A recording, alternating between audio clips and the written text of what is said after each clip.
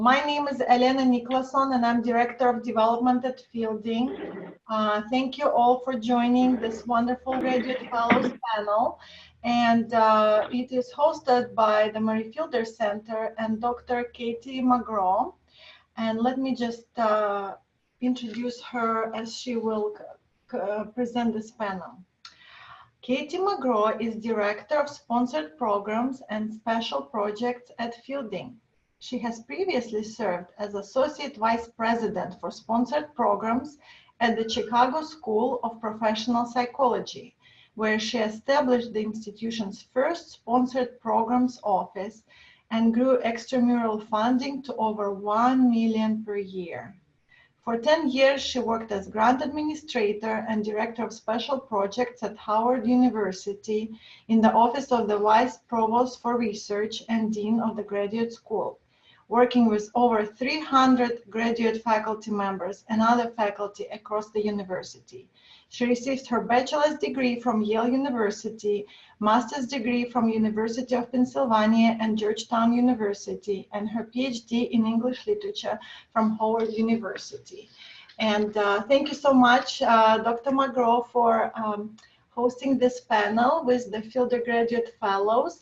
We are recording this session and it will be available online for broader Fielding community and for, most importantly, for the generous supporters of the Murray Fielder Center. Thank you. Thank you very much, Elena, and good afternoon, everyone. It is my great pleasure to be here today and speaking on behalf of our Strategic Initiatives and Research Office and Vice President Orlando Taylor. I'm so pleased that we have this opportunity to showcase one of the wonderful programs of the Murray Fielder Center for Democracy, Leadership, and Education. The center's mission is to encourage research that addresses today's educational and social problems. And we've designed it as a multidisciplinary inter-school space for Fielding faculty, Fielding students, and Fielding alumni to come together to engage in research, public discourse, and advocacy that will help to advance democracy, leadership, and education. In doing so, it promotes Murray Fielder's principles of transformational change for social justice as exemplified in her life's work and her contributions to equity and education. So I have the honor of helping to manage the Fielder Center's programs, and it's been a complete pleasure in particular to work with the Fielder Graduate Fellows. The Fielder Graduate Fellows program began in 2016, and the first group of 5 fellows was selected then for a 2-year term.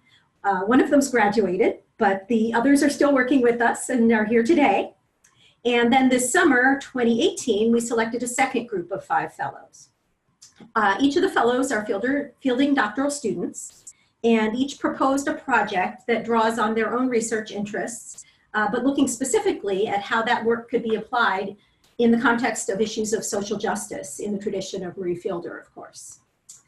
Those applications are reviewed by our Murray Fielder Center Advisory Council, which is made up of faculty and scholars who are inside and outside Fielding, and the fellows are then selected and recommended.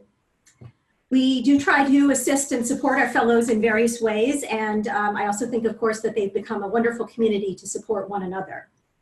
As a group, they meet monthly and talk about all kinds of things, particularly their own progress. They share information about conferences, about funding opportunities, and all kinds of other useful resources. We also have an online space for them to share conversation and share materials, and we always try to come together when we can at Fielding sessions. And then in my sponsored programs role, I work with each of them to locate and secure external funding for their work.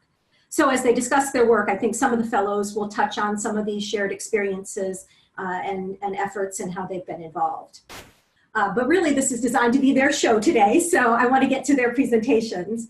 I'm going to very briefly introduce each fellow in turn before they speak. And then in order to be sure that everyone has a full chance to make their presentation, we'll ask that anyone who has questions for any of the participants to hold those till the end. We should have plenty of time for comments from our audience participants and from one another at the end. So without further ado, our first panelist today is Robin Treptow, who is a doctoral student in the Infant and Early Childhood Development Program and is coming to us from the state of Montana. Okay, hi, thanks Katie, and hello to everyone.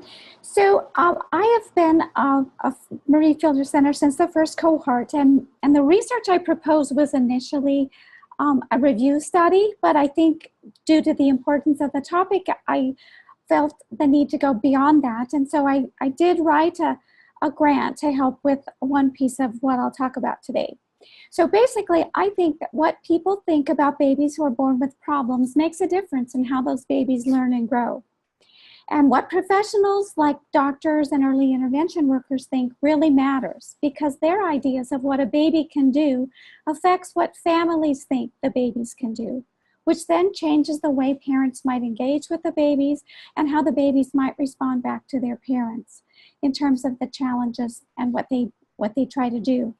Now, this is not parents' fault because they really want to do what the parents tell them might be the best.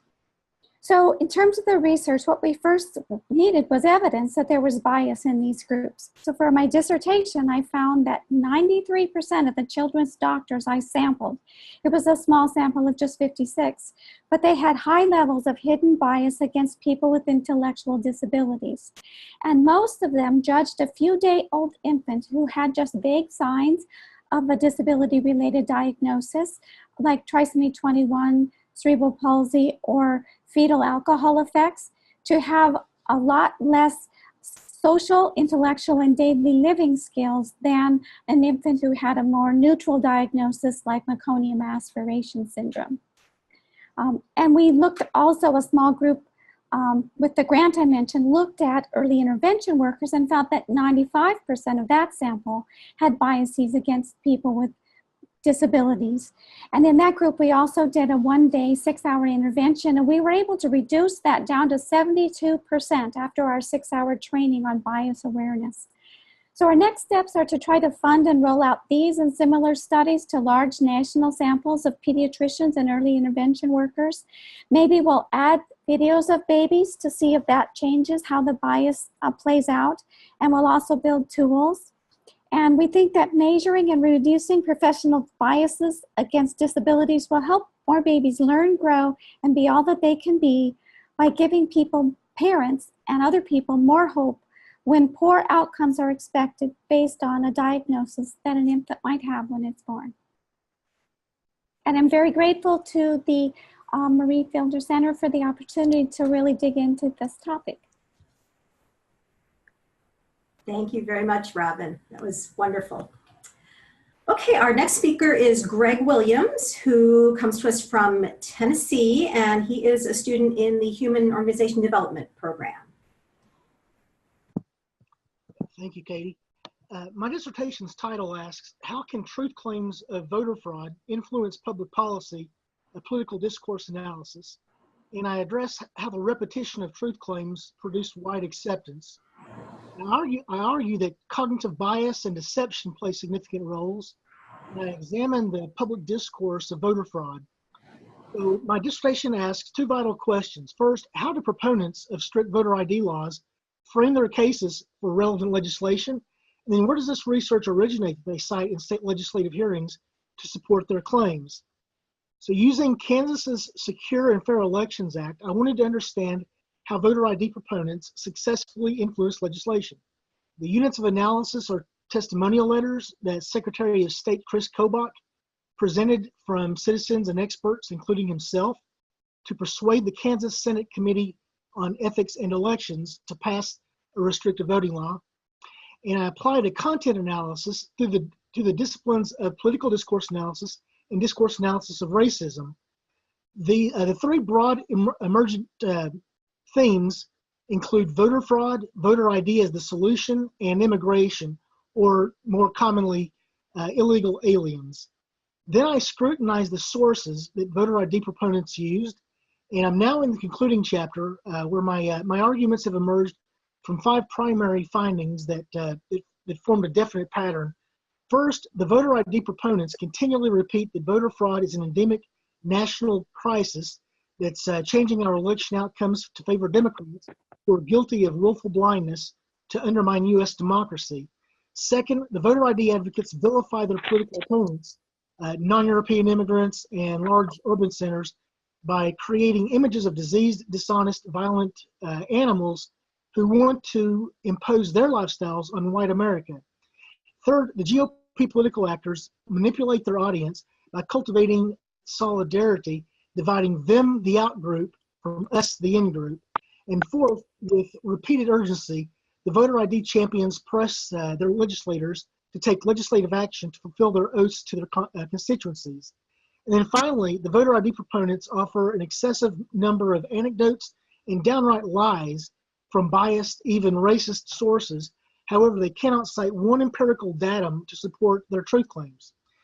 So I also recently submitted a proposal for a postdoctoral Fulbright project, which Katrina was a big help to me. And building on the fields of political sociology and political economy, that research would consist of investigating the underpinnings of the Ecuadorian economy to shed light on the interplay of inequality and politics. And it would give or serve further as a foundation for my future classroom teaching and research. And it would be conducted at the Latin American Faculty of Social Sciences in Ecuador. So using a world systems perspective, the research problem considers how the core nation states or the global hegemonic powers can influence the peripheral and semi-peripheral southern countries and exploit their natural resources such as oil. I'd be interviewing high-ranking Ecuadorian and U.S. government officials of departments such as the State, Interior, Commerce, and EPA, insights from the UN, the Chamber of Commerce, and EP Petroecuador, which is the state-owned oil enterprise, also would be very important. And then also the representatives of Ecuador's ecotourism industry and environmental groups. I'm also looking at trying to get some papers published that Rich Applebaum, my mentor, has offered to help me with, and maybe trying to get something published in the Washington Post for an op-ed that would make use of some of the data that I compiled from a dissertation that I'm not able to use for that. So that's where I stand right now. Thank you very much, Greg. Look Thank forward you. to hearing more about it. All right, our next speaker will be Wendy Muehlhauser, who writes and is also known as Sissy Mary Sue, and she's a doctoral student in the Educational Leadership for Change program and is joining us from Minnesota. Yeah. Hi, everybody. So, Katie's going to help me with the recording. I'm going to try to fly through this as quickly as I can. So I'm honored to be a Marie Fielder Fellow. Beyond my mind. So thank you so much. Next slide. Okay, so that's my thank you. And representing Marie Fielder Center for Democracy, Leadership, and Education is really an honor. So next slide.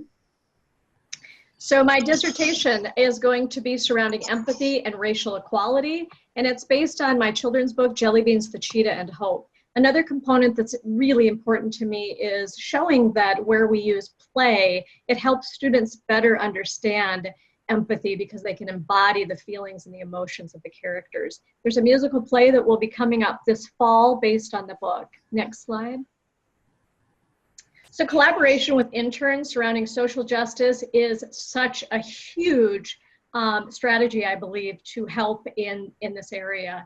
None of the books that I've done would exist if it weren't for high school age kids and college age students getting credit from their schools. Next slide. So Jelly Beans, the Cheetah, and Hope is a series. Book 1 is on the left, and book 2 is Jelly Beans, the Cheetah, and Hope, Empathy Airlines. Go ahead and go to the next slide. Diversity in books is infinitely important, and not just diversity in books and in media and in technology and film and TV and everything. We need to make sure that kids see themselves represented. You see in this book that I have a female Black pilot, I have a Black executive on the plane. It's so important for kids to see minority characters in positions of power and accomplishment and authority. In the lower left corner, you see a picture of girls having to travel at night miles and miles to where a water source is to gain water for the tribe so they cannot go to school. So issues surrounding girls is very important to me as well. Next slide. Tristy Sparkles, the Teacher and Others Who Shine. This was, the impetus for this was Kitty Kelly Epstein's class, where she drew my attention to the disparity in education for minority teachers. So I wanted to make sure that the teacher was a female Black woman. She's a very important character in the story. And in the classroom in this book, it's beautifully diverse. You can go ahead and go to the next slide. I believe as a scholar artist, I think I've got a unique ability to impact innovative, creative modalities.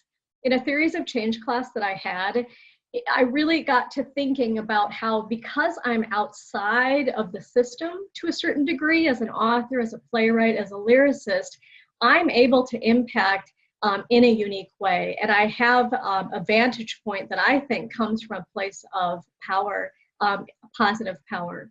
Next slide. The musical play this fall, as I wrote the script for this play, I made sure to dig deeper and have Mbisha, the village elder character, be the hero. The focus with the people I'm coordinating this with, it's a children's theater group and then H2O for Life, so it's focused on a cause. But even still, I wanted to make sure to take the opportunity to show the beauty of the village elder. Now, this play was going to be played in a very affluent white community, and it was a concern of mine that that it was quite possibly going to be cast to a young man, maybe about 12, 13, not of color. And so I asked the director who does the casting, I said, may I bring in a teacher friend of mine who has a beautiful, amazing spirit? And I said, he is the one who can capture the depth and get the point across about the Black man being the true hero. I have an exchange between the humanitarian really giving it back to Mbisha, the Black male in the story, with his beauty and his empathy and his ability to lead and love and care. Next slide. Dunnigan Bauer is another book, and you probably recognize, or maybe you don't, but this is my friend Cornelius. He's the face of an amazing, beloved Black teacher who really is in real life a beloved Black teacher. And I'm making sure that, that this book shows the beauty of that person's accomplishment. Next slide. This, I think, is a really important point. When I was in my advanced systems class, Ashby's law of requisite variety just jumped out at me. It simply states it's the notion about variety absorbing variety. So it's the notion where when one seeks to change any complex system, one needs to apply as much complexity to counter the system that the system possesses. And when I contemplate that and I think about multimedia, books, musical plays, technology, gaming, TV, film, and then my supplemental things that I do with programs, some toys, a board game I'm creating, readings I can do, speeches I can do, CILC virtual author readings I can do. I know that this is going to help me counter the complexity of intolerance with the variety of ways I can offer the same messages of racial equality to challenge it. This fall in my media technology and disruptive innovation class, I plan to lay out the specifics of a TV show I've actually been contemplating for about 20 years. But coincidentally, the characters of the different books that I'm creating are now going to be what I'm using within the show to show the strength of racial equality that can be helped, that can be advanced through the exposure of young people. Next slide. So this one I'm not going to go through, but it's just me laying out the application of requisite variety with the tools, my capabilities, and then components of it. But go ahead and go to the next slide. Okay, this is an important one for me. Partners, mentors, moral and financial support. I am really merely only the sum of my parts. I wouldn't be me without my mentors, the interns, support from everyone, and that continues today. I seek support to become a highly competent speaker, regionally, nationally, and internationally about the need for and effort to advance racial equality. I would like to successfully collaborate with Black and other minority scholars, activists, and educators on panel presentations otherwise, and to co-author academic and non-academic work. I think that coming from a place of unity in this way can be powerful. I seek also to support, to have some support in acquiring knowledge as far as the process and production and distribution of music and plays and TV and film in a broader way to a broader audience that I'm familiar with. I want to get the message out again through that TV show with the idea of racial equality, and then I'll also have components of science, so about conservation, clean water, and so much more. I'm sure I've gone over my time. Thank you so much for listening. And you can take a look at my website or the CILC platform where I will be doing video conferencing to schools and other organizations. Thanks, guys. Thank you. All right. Our next speaker will be Jenny Johnson-Riley from the Human and Organization Development Doctoral Program, and she is going to be speaking to us from Washington State.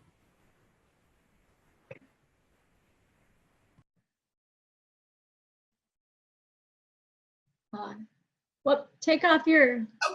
Oh. Can you hear me now? Yeah. All right. Thank you, everyone. Thanks, Katie, and thank you for having us, giving us this opportunity to share our research today. So my research is really drawn from my own personal background in activism and my professional background in the movement to end violence against women. And my dissertation study is a history of the anti-rape movement in particular, with an emphasis on looking at the intersections of race and gender and how those have come together to shape the direction of the movement. What's interesting for me is that I started this research before Me Too and Time's Up really started to kick off. And in some ways, when I have conversations with people, they're always asking me, that's kind of fortuitous. And I think that really speaks to our understanding of history of social movements. And we tend to think about this social moment as being something that just happened. And I think really it's important to understand the trajectory of changes in empowerment of women, especially with respect to eliminating sexual violence over time. And we need to understand that so that we can understand why the movement progressed, why it may have not been as successful in some areas and why that is, so that we can become more effective advocates for change. So my dissertation research was a qualitative mixed method that combined interviews with 22 activists. I had a cross-racial sample of 12 white women and 10 women of color. And then I also combined that with analysis of archival data. There were several sources of that, a lot of journals from earlier periods in the movement. But one source that I really wanted to highlight today was the work that I did with an activist named Laura X. She has been involved in anti-rape activism and other social movements since the late 60s, and she was particularly well known for doing work in criminalizing marital rape, which was not a crime in all 50 states until 1993. So I had the opportunity to meet with Laura over the phone, and she invited me to come to St. Louis to view her archive. She had founded and run the National Clearinghouse for Marital and Date Rape for several years, and over that period of time had collected around, she had 600 boxes of archives of materials, some of which, and additional material that had already been donated to different universities. So that source had never really been gone through in a comprehensive way. I didn't have the opportunity over the week that I was there with her to go through it in a comprehensive way, but her archivists were extremely helpful in helping me identify, some important pieces that were relevant to my research. And since my time with her in March, she's gone on to find a permanent home for her collection, and it's recently been acquired by the University of Houston. So they're in transition, getting that from St. Louis to Houston. In terms of my Fielder Center project, what I really wanted to do was find a way to make my dissertation research and findings accessible to activists in a way that would be useful for them. So what I'm doing as I complete my final chapter of my dissertation is looking towards how to combine a document that I'm titling An Activist Guide to the History of the Anti-Rape Movement, which I'm really going to be distilling some of those lessons that I talked about earlier that I think will be helpful for activists to know. So we don't feel like we're working in a vacuum, and we don't feel like we're having to reinvent the wheel. And then the other piece that I wanted to add is that on a more academic perspective, from a more academic perspective, I'm going to be speaking on a panel at the National Women's Studies Association conference in November with 2 other Fielding alums, and we're going to be talking about the role of white women in advancing racial equality. And so I'm going to be able to talk a little bit about some of my methodological learnings from my dissertation and conducting cross-racial research, kind of some things that I've learned, but also the importance of that. And I also just wanted to take a moment to express my thanks and gratitude to the Marie Fielder Center. It's been a fantastic opportunity to work with my cohort. We have a great community of just support and also exchanging ideas and resources, and also thank Katie, who's been a wonderful, invaluable resource really in helping us identify funding sources and also helping us kind of tailor and write grant proposals. Thank you. Thank you. Thank you very much, Jenny. So our next fellow will be Patricia Maxwell, who lives in Nebraska, and she is a doctoral student in the media psychology program. Hi, I'm going to try to see if I can start the video here.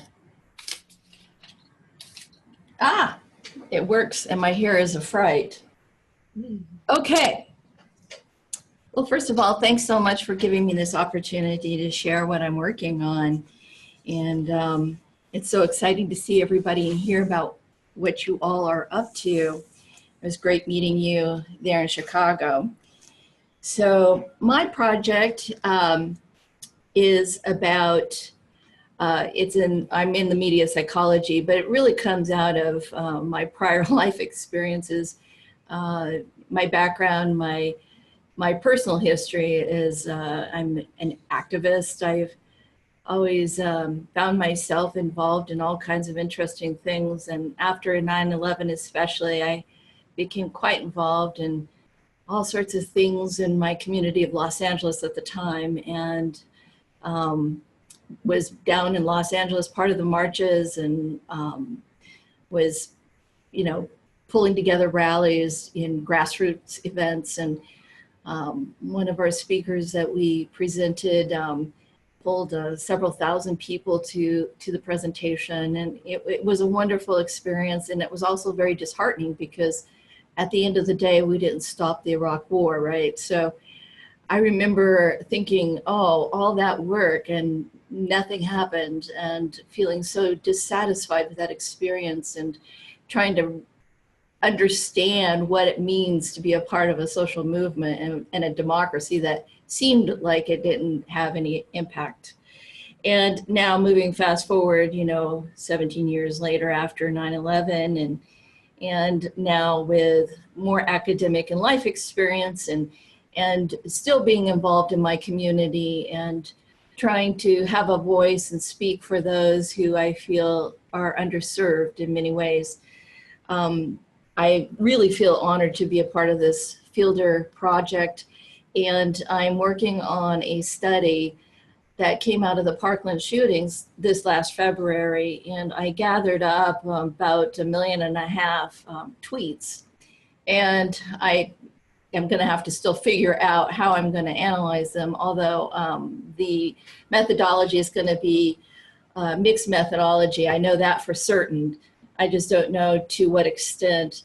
It's going to involve some coding of the tweets. I do know that. I'm almost certain that there's going to be some interviewing of the individuals, they're now in college, the couple of the individuals who were part of that organizing the marches on March 24th.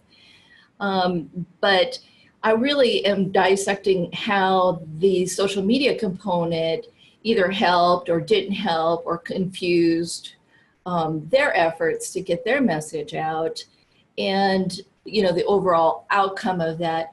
But maybe even more so, looking at that according to just social movement theory over time, and putting it into a longer lens perspective, I guess, of what does it mean to be a part of a democracy, and why is it important that we have a voice? After all, social media is a technology. I know the Arab Springs, it was hailed as it's going to be the answer to all things, but it is, after all, just a tool. So I'm interested in really dissecting that. But my Fielder project in particular I'm looking to find a way of applying this information and this study in ways that people can use. And what I mean by that is giving this information and bringing it back out to individuals wherever they are and whatever their level of education might be, into tools that they might be able to use for things that they care about. So I'm actually looking at working at putting together a smartphone application that people can use, where if they wanted to either just learn more about how social movements develop and how they tie into social media, they can go on this app and kind of go through an interactive experience and see what it would be like to create something that they would then, you know, put out through various social media platforms. Maybe it'd be an online component as well with a little bit more, you know, interactive video or literature as well. So I'm looking and teaming up with people. I've been networking with a lot of people, and since going at the Chicago session, I've been meeting up with a lot of different people with different skill sets, and I've been talking with a lot of different application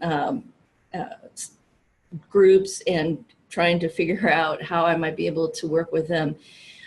There's some people that I should give shout outs to. First of all, I met with Jenny and she referred to me a couple of great books, which thank you, Jenny. I ordered those and sped through those. I'm in the process of getting through a lot of historical data as well, so that I have that as a real good foundation. I also was able to work with my cohort, Tatiana Elcour. She's actually a year ahead of me in the media psychology program. And we had some really wonderful conversations about the Arab Springs and some of the other things that are happening there in her area of the world. And so I have been speaking with her quite a bit about social movements just in general, and have garnered a lot of information, just real-time information from her. My advisor, Gary Hare, Dan Sewell, is working with me. I've also am looking and hoping to partner with the SRI and a company called Quid when the time comes. And both of these companies, they offer some really amazing tools, and they have suggested that when the time is right, if I come back to them and I have some funding, that they would be able to work with me on some sort of research project. So I'm looking forward to that. And I've been working with some tools called Discover Text and Netlytics and a whole bunch of other things. And I'm in the process of learning Python just so that I can work with programmers easier and better at developing this app that I want to deliver to the general public. So this coming year, top of my list, I'm working on grants, and that's one of the heavy duty jobs for the weekend. And I've got on my list to produce for academic publications a couple of things. And I've got a list of publications that I'm interested in presenting to. So that's where I'm at in my project.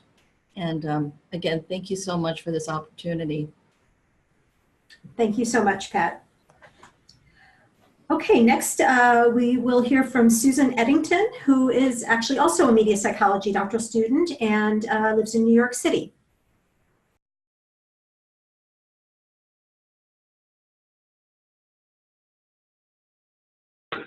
Okay. Can you hear me now? Okay. Can you hear me? Yes, we can.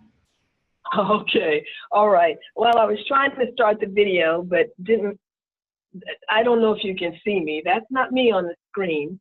But anyway, thank you so much for this opportunity. I truly appreciate it, and I appreciate being a member of the first cohort of the Marie Fielder Center for Democracy, Leadership, and Education.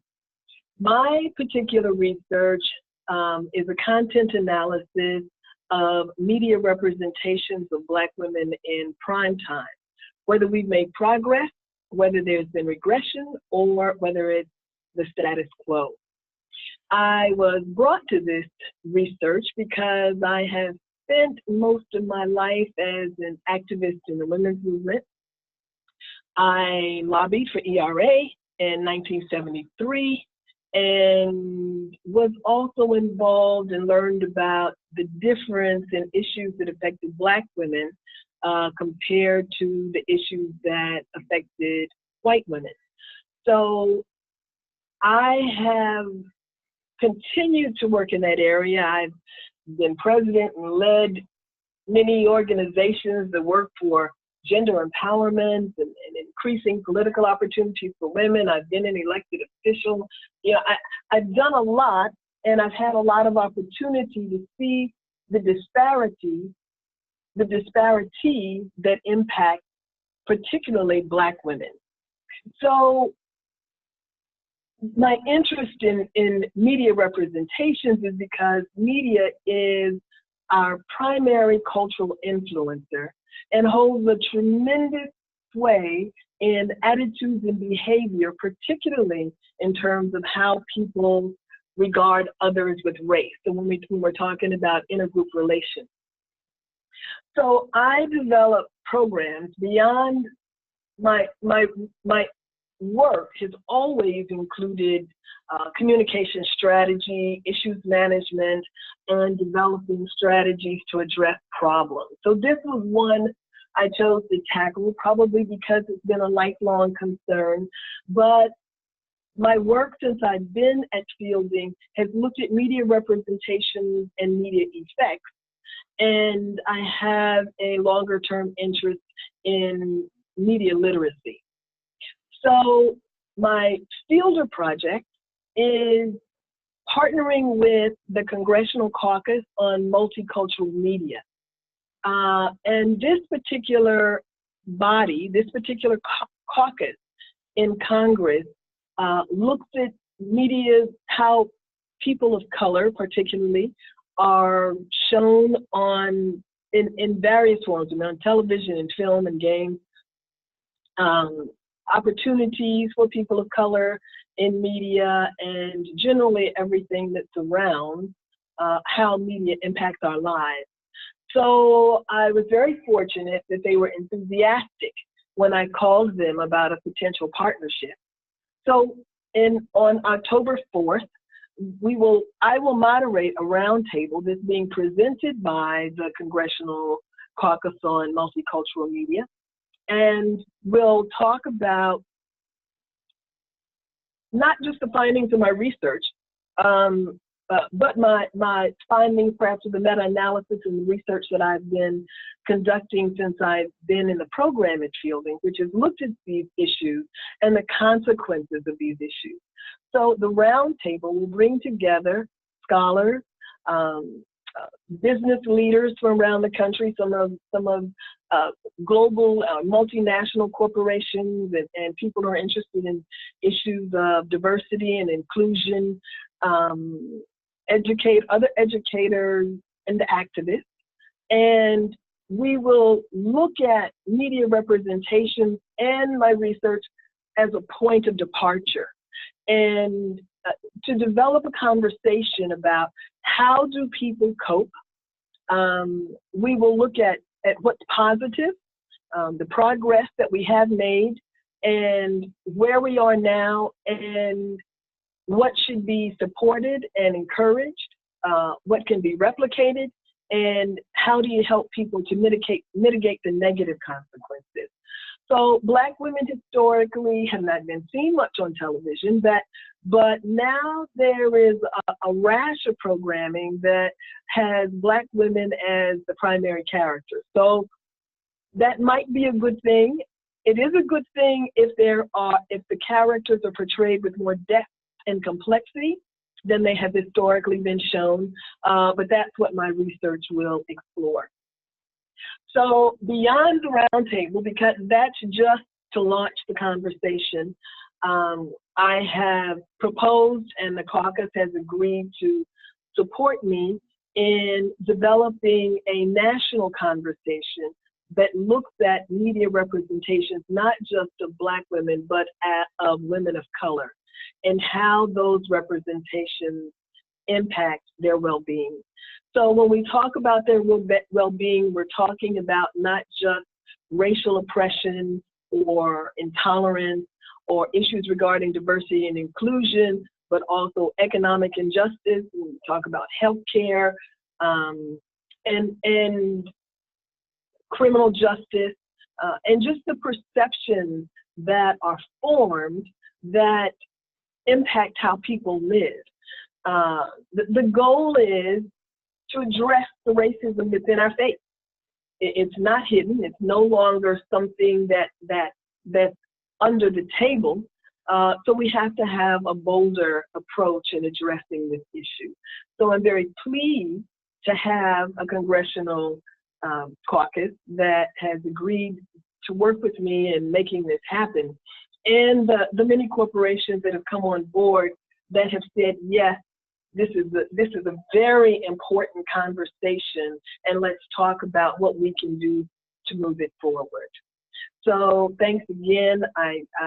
This is something I could talk about forever, but I won't. Where I am now, as I said, is I'm preparing for the roundtable, which is October 4th, which is coming up very shortly, and then raising money for the national discussion. The nationwide discussion will be, we will encourage a series of small group discussions, reaching out to sororities, college campuses, civic organizations, religious organizations, and any other kind of body that we can appeal to that would have an interest in hosting conversations about this. We will develop a discussion guide. We will present the work of various scholars. The roundtable will be live streamed, and we will record that and just look at how we can encourage people to talk about these issues and look at solutions. Thank you. Thank you so much. Thank you, Susan. We look forward to that event. And so we have one more speaker today, Dawn Murphy. And Dawn is also in Washington State and is also a Human and Organization Development doctoral student. Hi, everybody. I'm not sure if you can see me, but I'm just going to plow forward here. I am a Marie Fielder Fellow from cohort number 1 with Jenny and Robin and a couple other, and also Susan. My research area is the U.S. folk school movement. And if you're familiar with folk schools, one of the most famous folk schools in the country is the Highlander Center. And in the last 2 decades, there has been a dramatic increase in the number of folk schools. In 2001, there were approximately 21 schools identified, and now there are 98. And most of them are within 10 years old. So my Marie Fielder project was to explore the current U.S. folk school movement, to get involved with the Folk Education Association of America, and to create a network of new historic and long-serving folk schools to support that movement and to explore what kind of contributions they can make to North America. So I have just been very pleased and honored to be a part of this just amazing cohort, and also to benefit from the collaborative process with the cohort, and also getting support from the Marie Fielder Center. And so that my Marie Fielder Fellowship started in 2016.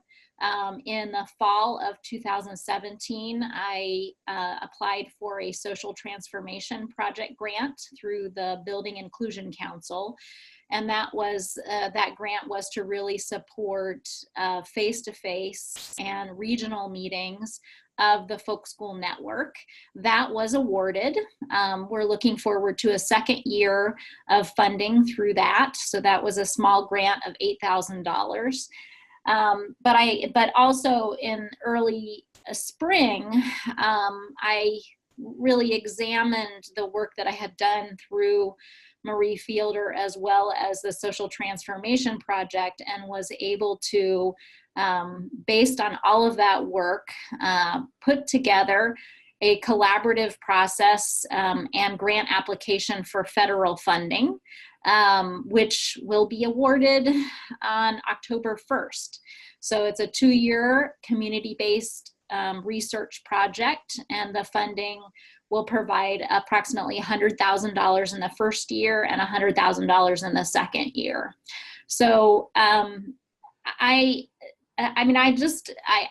want to be able to share with this group just what the investment through the Marie Fielder Fellowship, the small investment and support through the Social Transformation Project has done to be able to get me to a point where I could really submit for a substantial grant and be awarded that grant. And I have a lot of pride in that project and research will be funded, and I attribute a lot of that success to this group and to the Marie Fielder Center and to the Building Inclusion Council at Fielding. I really think that it's going to be an absolutely amazing experience that will provide for what Fielding really represents, and even more so Marie Fielder, of what a scholar practitioner does. We're not only doing research, but we are engaging with communities across the country and in many cases across the world. And the support that Marie Fielder Center provides lets us do that in a very tangible and expansive way. So thank you, Marie Fielder. Thank you, Katie McGraw. Thank you, Orlando Taylor, and all of my cohort mates for that. I'm very excited to get started on my project. And I can't say enough for the support that I've gotten through this. Well, thank you very much, Dawn. We're very proud of you, and we're very proud of all the fellows. So I want to say another huge thank you to all of the fellows for your presentations today. We just have amazing scholar practitioners at Fielding, and you are shining examples of that and of everything that the Fielder Center is established for. We do have about 10 minutes before the hour for questions or comments from our audience participants, and I see that a few new audience members joined us as we went along. So if anyone has a question for any of our fellows, we welcome you to introduce who you are and let us know your questions. You may have to unmute yourselves if we muted you while they were speaking.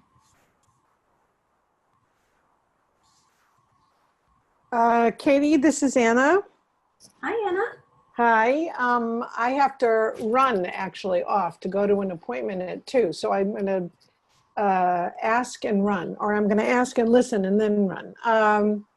So thank you for tolerating that. I wonder if any of I'm thinking about 2 questions, and so I would like any of the fellows to answer either question. One is, in some ways, you all and your work embodies what I and others at Fielding have thought of as one of the distinctive things about Fielding, which is that our students do work that has real life consequences, that is very much connected to the real world, not only in terms of a perspective on those issues, but actually is change oriented. It promotes action, it promotes change. And so I'd like some sense from you of how we can make that both clearer and clearer to all internal Fielding constituencies, support it better to all Fielding constituencies, and also use it as a way of attracting more attention to Fielding as a rather unique doctoral institution. So I'm looking for advice there about how to spread what you all represent inside and outside the institution. So that's one thing.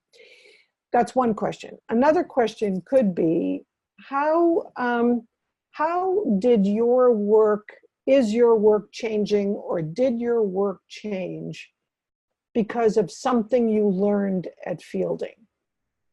How is it different because of something you learned?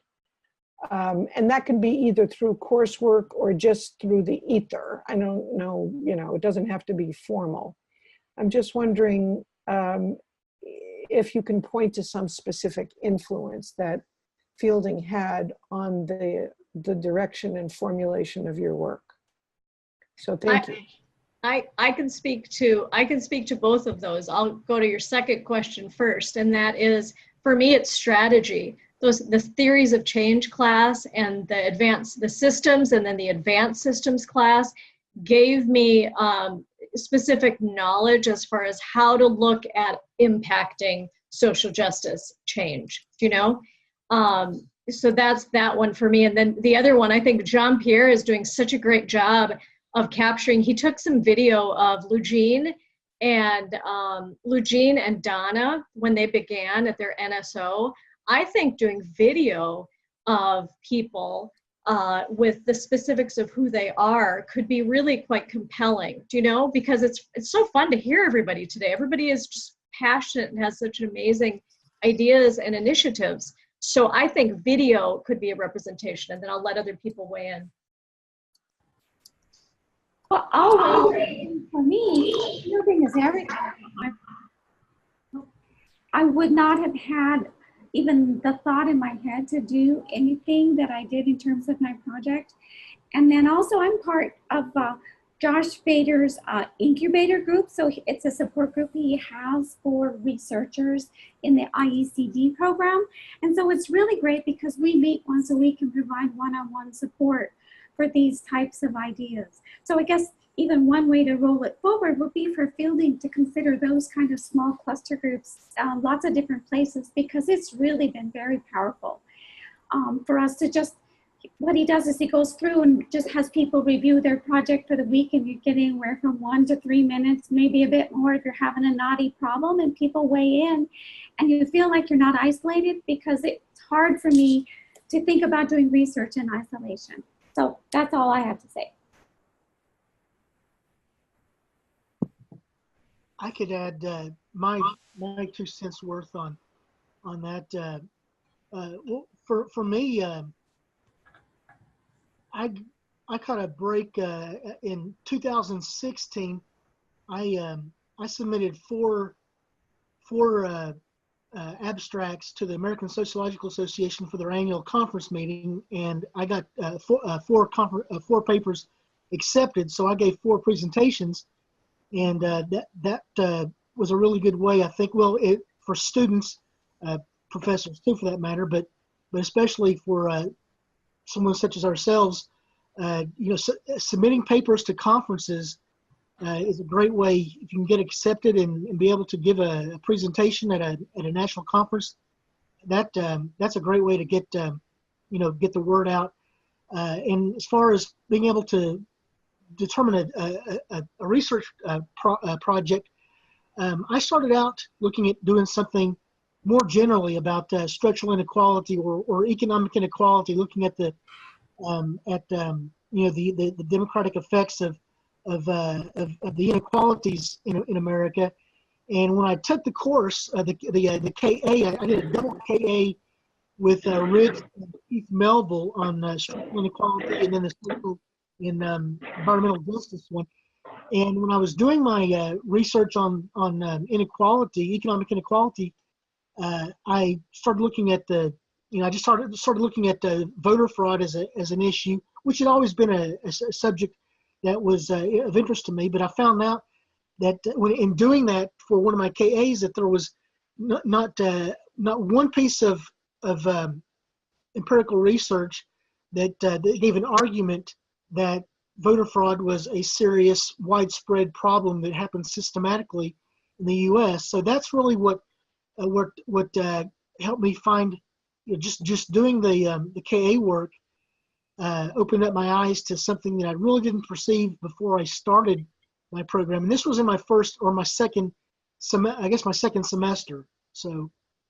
Or second trimester, I guess. That's all. I can add to that too. I think that with respect to the first question, Anna, about how can we continue to engage and support, I think kind of collaboration with other institutions, as well as increasing financial support for students. Because I think this was something that really came to light a lot through some of the Building Inclusion Council is, how, and it's not anything new, I think, for Fielding to realize how expensive it is and how much support students need.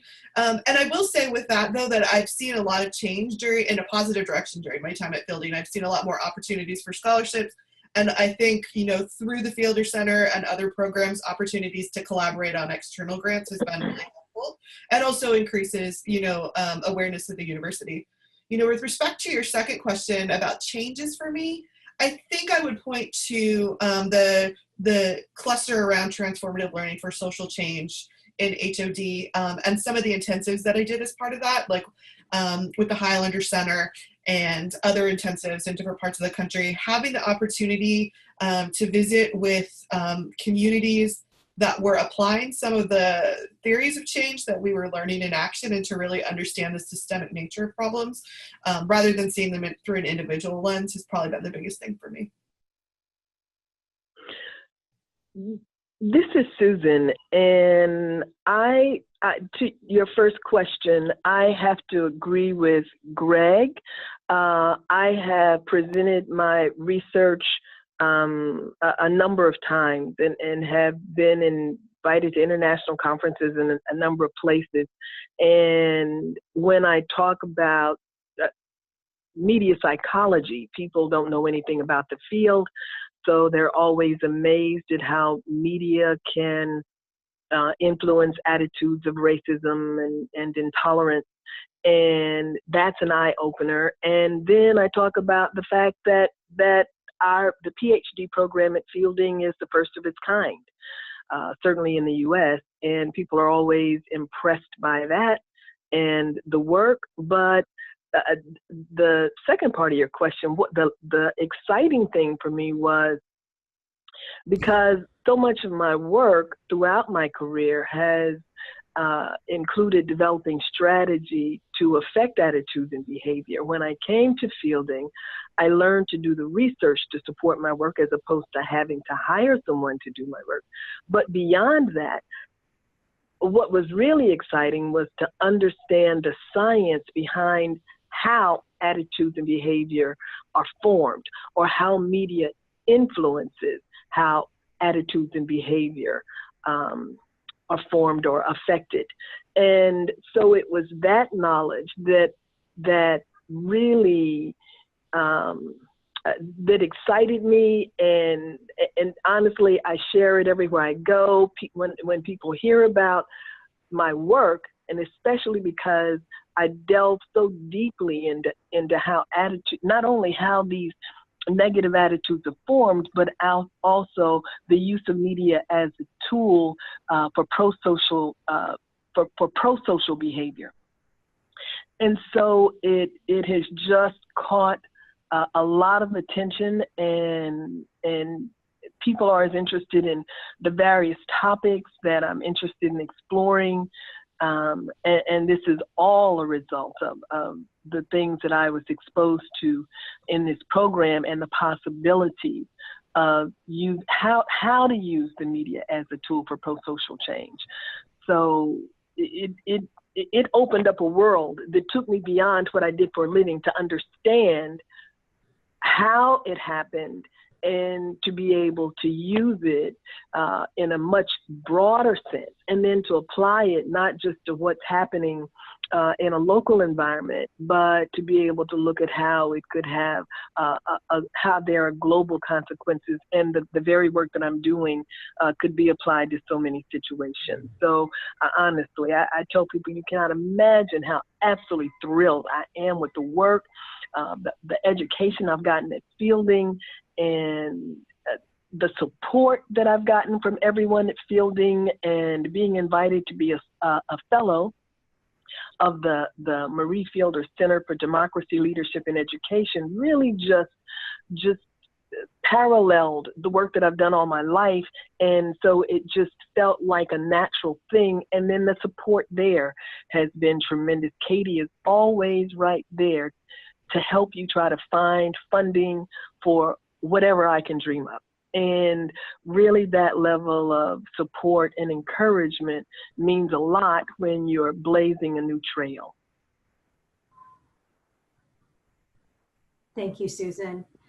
I know we're actually past the hour, and I want to respect the time of both our panelists and our attendees. So I do want to start to wind up here, unless there's any other absolutely burning questions, or we certainly will want to connect anyone who participated with any of the fellows after the meeting. So we will certainly try to do that as well. So before we go, I want to once again thank all of our inspiring, passionate, wonderful fellows for their presentations today. I said at the beginning that it's been one of my greatest pleasures and honors, and this is just a great example of why, both for their presentations and for everything they do at Fielding. And thank all of you who were part of the call for being a part of this webinar, and I hope that you all enjoyed hearing a little bit about the Graduate Fellows Program. So thank you all. Thank you, everybody. This is Katrina. What a delight to hear about your work. Just excellent work. Thank you all. Thank you so much. And we're also already getting requests for the recording for people who could not join the call. So we will be sharing it, the recording of this amazing discussion Fielding-wide. Thank you, everyone, for your time. And thank you, Katie, for putting this wonderful panel together to represent the work of our wonderful fellows in the Marie Fielder Center.